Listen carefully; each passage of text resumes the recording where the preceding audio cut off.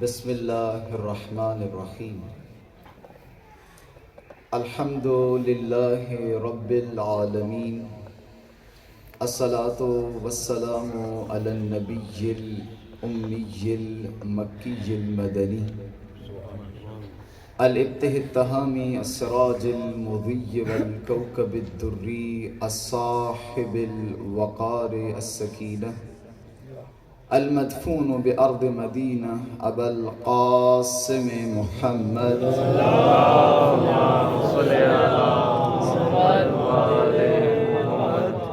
وعلى آلہ الطیبین الطاہرین المعصومین المنتجبین المظلومین الذین اذهب اللہ عنہم الرجس وطہرہم تطہیرا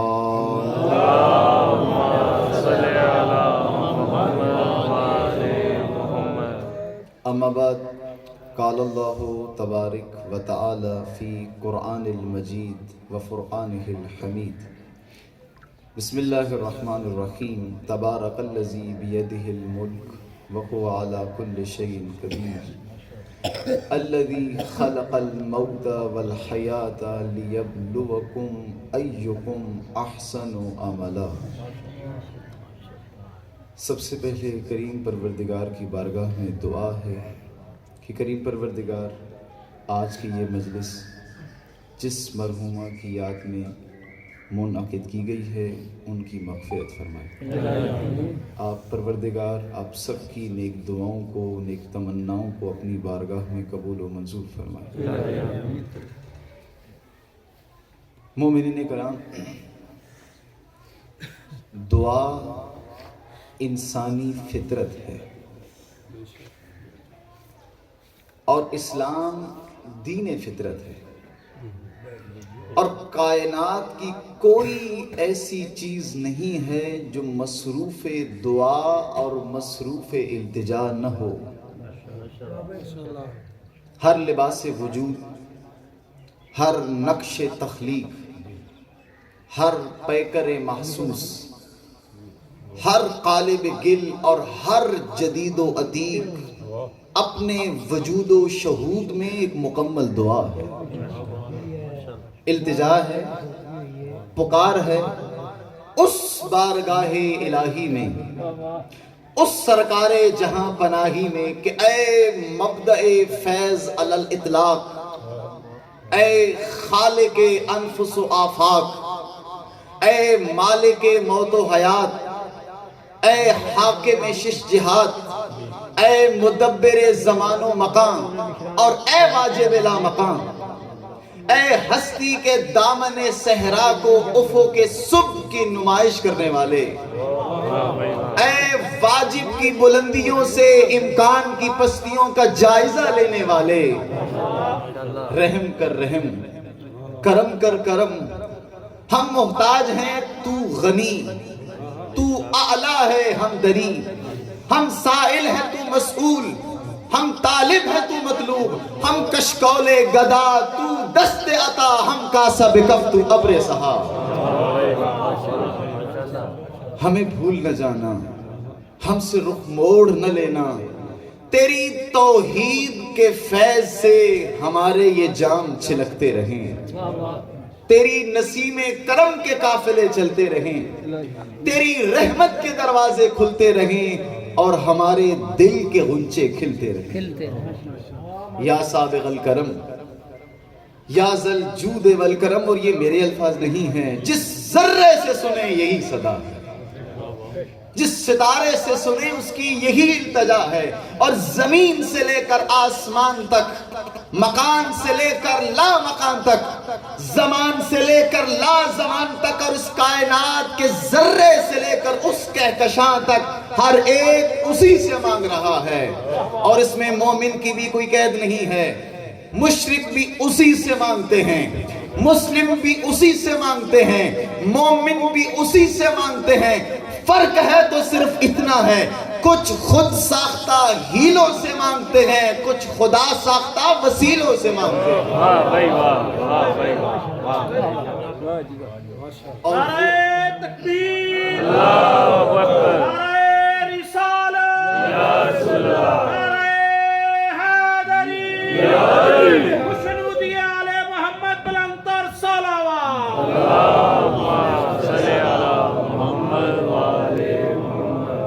اور وہ اللہ کے عطا کردہ وسیلے 14 معصومین علیہ السلام کہ جن کے توسل سے اگر اللہ کی بارگاہ میں دعا کی جائے وہ دعا کبھی رد نہیں ہوتی۔ آج چونکہ مجلس ترحیم ہے، موضوع گفتگو میرا زندگی اور موت۔ میں کوئی مزید خطابت کے جوہر دکھانے کی کوشش نہیں کروں گا، بلکہ ایک اساسی فراموش شدہ مطلب، وہ حقیقت کہ جس سے ہم سب غافل ہیں، وہ زندگی اور وہ موت جس کی وضاحت قرآن بیان کر رہا ہے، وہ زندگی اور موت جس کی وضاحت ائمہ علیہ السلام کی تعلیمات بیان کر رہی ہیں۔ وہ زندگی اور موت کیا ہے؟ آج اس زندگی اور موت کے غلط کنسپٹ بتانے کے نتیجے میں آج صورتحال یہاں تک پہنچی ہے کہ ہم زندگی اور موت دونوں کی حقیقت سے غافل۔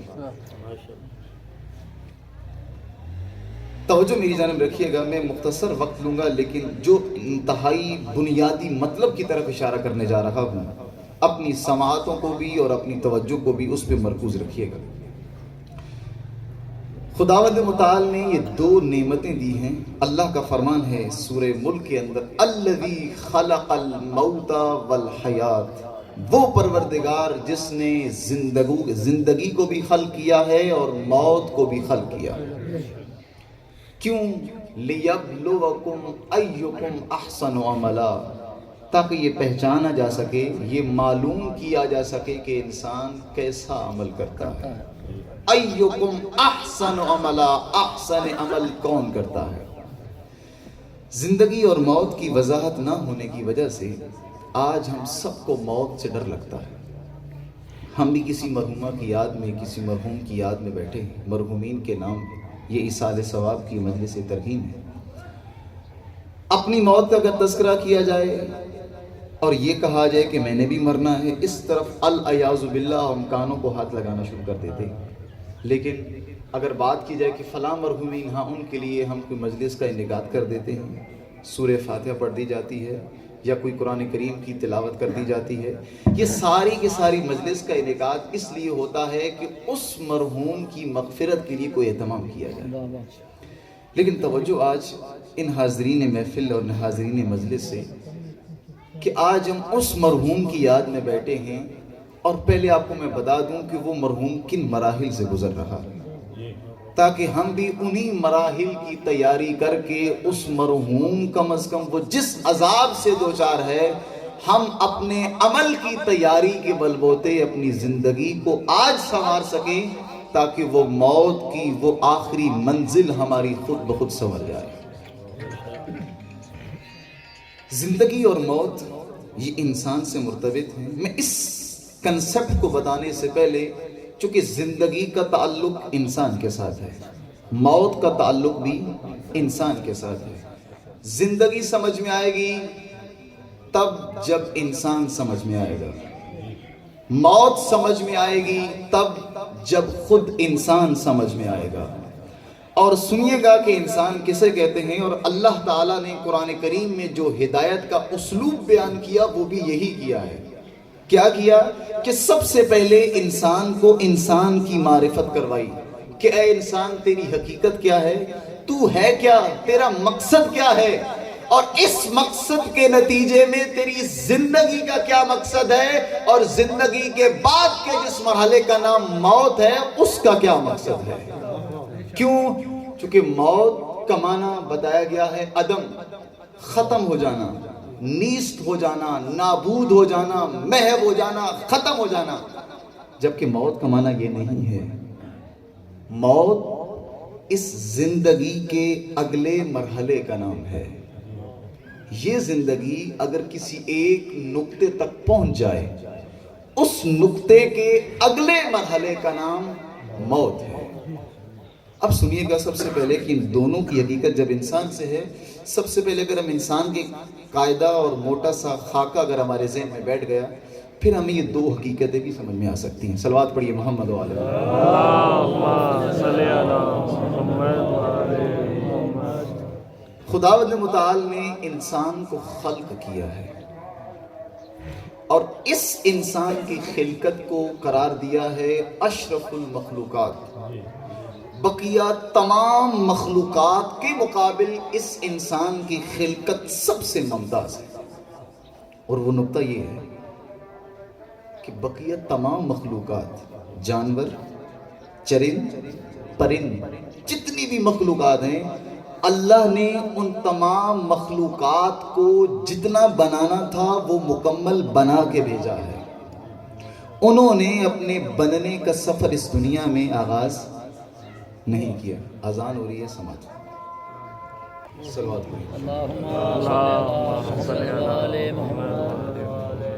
خداوند متعال نے انسان کو خلق کیا ہے. اب توجہ کیجئے گا، بقیہ جتنی بھی مخلوقات ہیں، جانور، چرند، پرند، فرشتے، حتیٰ اللہ نے ان تمام کو مکمل بنا کے بھیجا ہے. انہوں نے اپنے بننے کا سفر اس دنیا میں آغاز نہیں کرنا، نہ اس کی انتہا تک لے کے جانا ہے، بلکہ اللہ نے مکمل ان کو بنا کے بھیجا ہے. لیکن اللہ نے انسان کو بنا کر نہیں بھیجا، بلکہ انسان بننے کے لیے بھیجا ہے.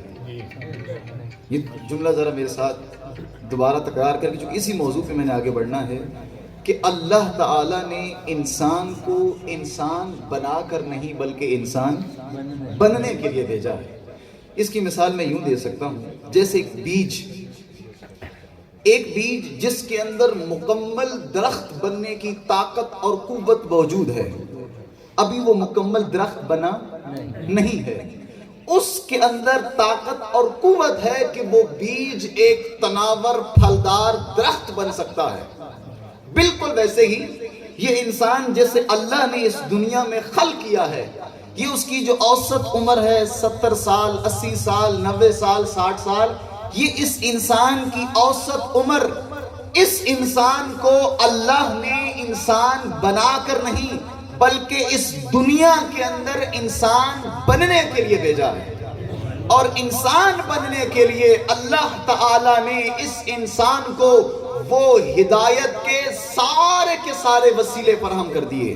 قرآن، اہل بیت علیہم السلام، انبیاء کرام، ائمہ معصومین علیہم السلام، ان تمام ہستیوں کو اس انسان کی اس لیے مقرر کیا تاکہ انسان ان سے ہدایت لے کر اپنے انسانیت کے بننے کا سفر آغاز کر سکے. میں ایک مثال دے دیتا ہوں. جیسے یہ بلڈنگ آپ نے دیکھ رہے ہیں، خداوند متعال آپ سب کو توفیق عنایت فرمائے اپنے گھروں کو آباد کرنے کی، بنانے کی. یہ عالی شان جو عمارت قائم ہوئی ہے یہاں پر، اس عمارت کو قائم ہونے کے لیے سب سے پہلے خالی پلاٹ بنایا گیا.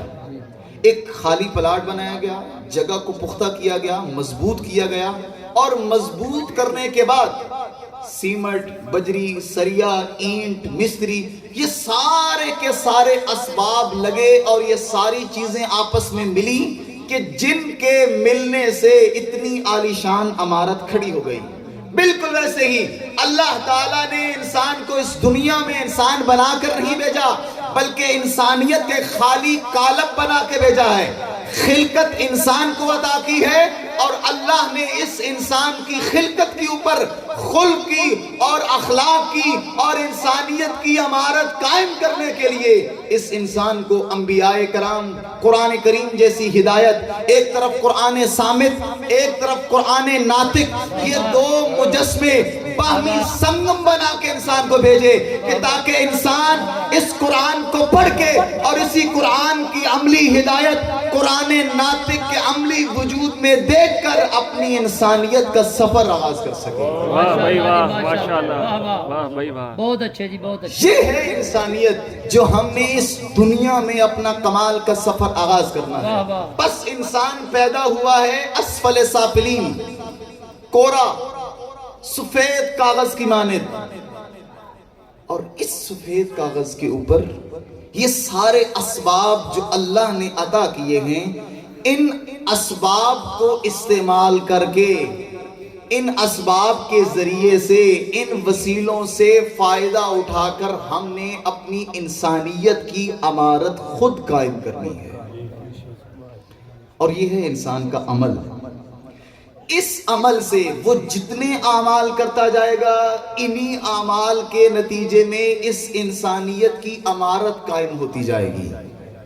میرے شخصیت اور میری انسانیت اور میرا کمال میرے ان اعمال کے نتیجے میں ہے۔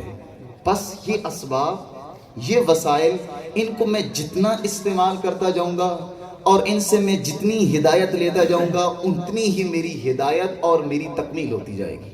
یہاں میں ایک اور چیز تھوڑی سی وضاحت کر دوں، جو کہ ہمارے ذہنوں میں یہ ساری چیزیں بٹھا دی گئی ہیں، اس کی وضاحت اور تصحیح کی ضرورت ہے۔ ایک یہ چیز ہے، دوسری چیز ہے انسان کا عمل۔ ہمیں یہ بتایا گیا ہے کہ ہم اس دنیا میں جتنا مرضی ہے، قرآن پڑھیں 10 مرتبہ، چونکہ قرآن ایک طرف ہدایت، اللہ نے کہا ہے قرآن ہے ہدایت کے لیے۔ ہم قرآن پڑھی جا رہے ہیں روزانہ 2 دفعہ 3 دفعہ، رمضان میں 2 دن میں 3 دنوں میں ایک پورا ختم کر دیتے ہیں۔ اور یہ قرآن کریم ثواب، یعنی کیا کہا گیا ہمیں کہ اس دنیا میں تم اعمال کیے جاؤ، ایک دن ایسا آنا ہے کہ جس دن تم نے اس دنیا سے چلے جانا ہے، وہاں پر بھی کچھ نہیں ہونا، لیکن جب قیامت آنی ہے اس دن جو کچھ تم نے دنیا میں اعمال کیے ہوں گے، یہ سارے کے سارے اعمال آپ کے وہاں پر ایک بہت بڑے گودام کے اندر سٹور ہو رہے ہوں گے، اور وہاں پہ جو ہے اس کے نتیجے میں انسان کو جنت میں بھیجا جائے گا، اگر برے اعمال ہوئے تو جہنم میں بھیجا جائے گا۔ توجہ میری جانب رکھیا گیا، جس موضوع کی طرف میں آنے لگا ہوں، ایسے نہیں ہے۔ اللہ نے جتنے بھی انسان کو احکامات عطا کیے ہیں ہدایت کے، ادھار نہیں ہے کہ آپ یہ سارے کے سارے اعمال آج بجا لاتے جاؤ اور ایک دن آئے گا جس دن ان سارے اعمال کا اکٹھا صلہ ملے گا۔ اور وہ صلہ کیا ہے؟ صلہ یہ کہ آپ کو جنت میں بھیجا جائے گا۔ جنت میں کیا ہوگا؟ وہاں پر ہوں گے انار، کھجور، باغات، بہتی ہوئی شہد کی نہریں، دودھ کی نہریں۔ یہ ہمیں کنسپٹ بتایا گیا ہے کہ یہ آپ کو ان زندگی کے اعمال کا وہاں پہ صلہ ملنا ہے۔ اچھا توجہ کیجئے گا، جو ہی انسان یہ سنتا ہے کہ میں دنیا میں اتنی زیادہ محنت کروں اور میرے اتنی ساری محنت، نماز شب، میں اتنے برے کاموں سے بچوں، اپنے آپ کو بچاؤں، اور یہ سارے کا سارا اپنے آپ کو بچا کے وہاں جزا کیا ہے؟ انار، کھجور اور اس قسم کی چیزیں مجھے وہاں پہ ملنی ہیں۔ سب سے بڑا نقصان اس ذہنیت اور اس دین کا یہ بنتا ہے کہ عمل کے اندر سستی آ جاتی ہے۔ کہا اتنا بڑا لانگ ٹرم 70 سال بندہ سارے یہ اعمال کرے اور ان اعمال کے اتنے عرصے بعد وہاں پر جا کے انسان کو جزا ملے، تو انسان کو سوچنا چاہیے کہ میری زندگی اتنی اور میرے اعمال اتنے، اور پھر جو کہا گیا کہ یہ ثواب، ذرا حقیقت سنیے گا، ایسے نہیں ہے، ادھار نہیں ہے کہ انسان اس دنیا میں اعمال کرے گا اور 70 سال یہ اتنے بعد جب قیامت آئے گی تو قیامت کے بعد اس کو صلہ ملے گا، ایسے نہیں ہے، بلکہ انسان کے تمام اعمال کی جزا نقدی ہے۔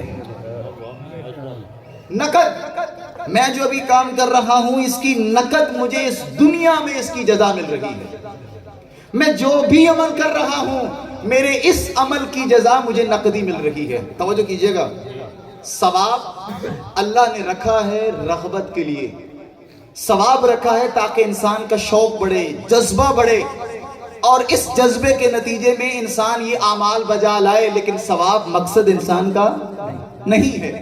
اب توجہ کیجئے گا کہ انسان کا یہ نقدی انسان کو جزا کیسے مل رہی ہے۔ میں جو عمل بجا رہا ہوں، میں جو نماز پڑھی ہے، میں نے جو روزہ رکھا ہے، میں نے جو زکوٰۃ دی ہے، میں نے جو کسی کے ساتھ احسان کیا ہے، یہ سارے کے سارے اعمال کا نقدی حساب مجھے کیسے مل رہا ہے؟ میں اس کی چھوٹی سی مثال دے دیتا ہوں۔ مثلا آپ نے اپنا گھر بنایا، گھر قائم کرنے کے لیے، گھر بنانے کے لیے آپ منگواتے ہیں اینٹیں، بجری، سیمنٹ، یہ سامان۔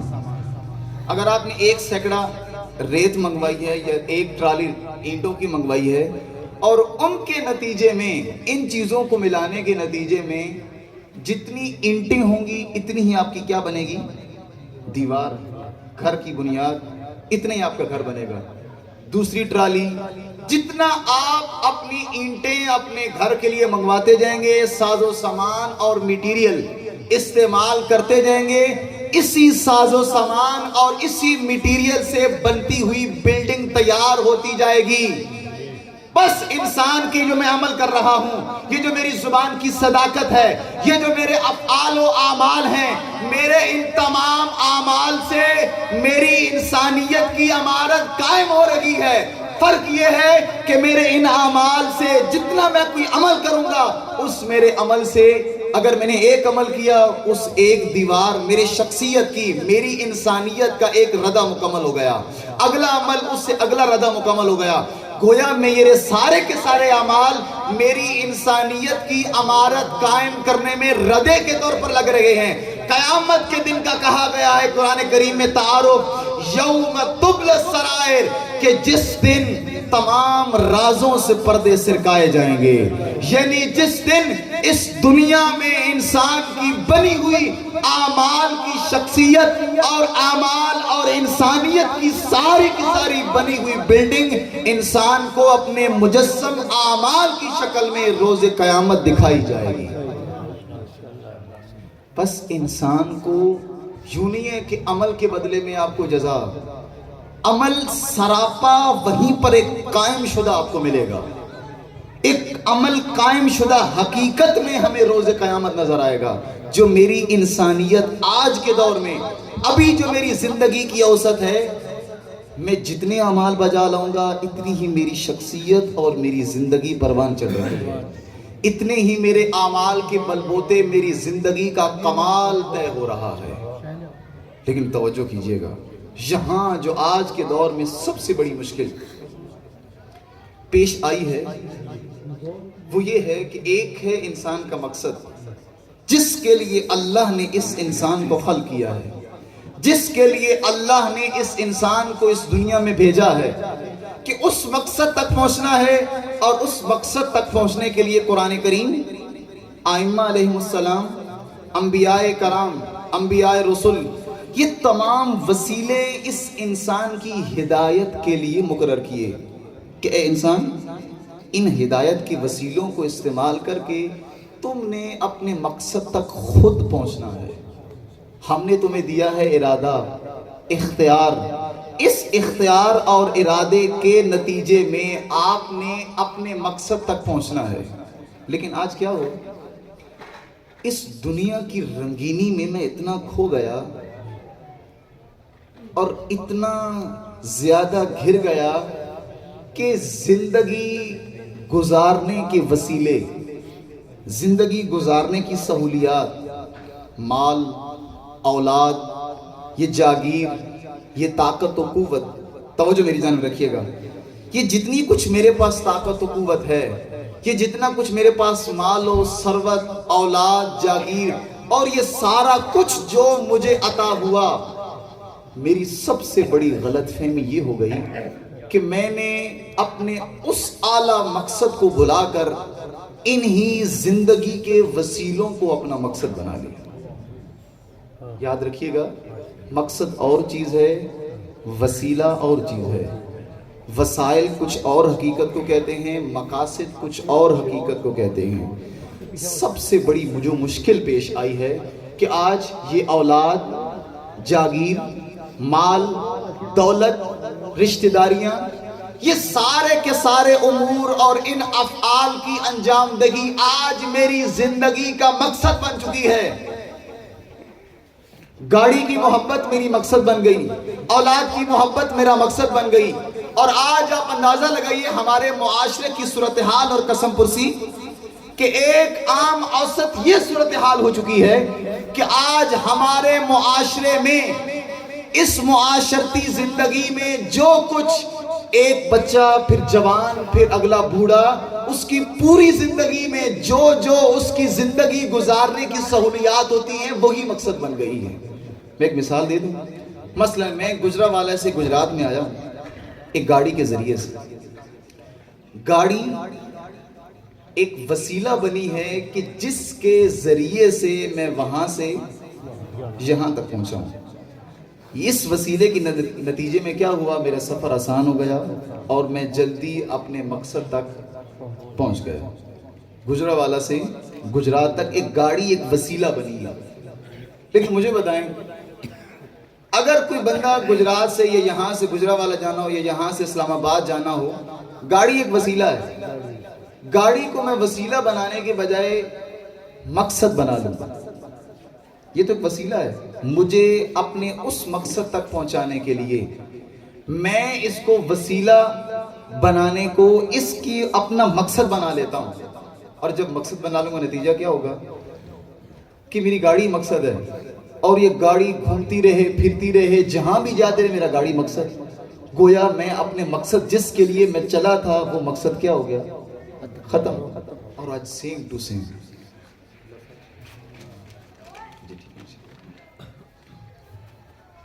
بالکل ویسے ہی یہ میری زندگی 70 سالہ 60 سالہ اس زندگی کو گزارنے کے وسیلے، یہ اولاد، جاگیر، یہ مال و دولت، یہ میرا وسیلہ نہیں بنی بلکہ یہ میرا مقصد بن چکی ہے، اور اس کو اپنا مقصد بنانے کی وجہ سے وہ مقصد جس کے لیے میں اس دنیا میں آیا تھا وہ مجھ سے بھول چکا ہے، اور وہ عمل بھولنے کا نتیجہ کیا ہوا کہ آج انسان اپنے آپ کو فراموش کر بیٹھا ہے، اور حدیث میں ہے کہ جو انسان خود کو بھلا دیتا ہے وہ خود بخود اللہ کو بھی بھلا دیتا ہے۔ آج ہماری یہ زندگیاں، آج ہمارے یہ رسم و رواج، آج یہ ہمارے کسب و کار، یہ ہماری ساری زندگی اس مقصد سے بوجھل ہو چکی ہے، اس مقصد اور اس کردار سے ہم ہٹ چکے ہیں۔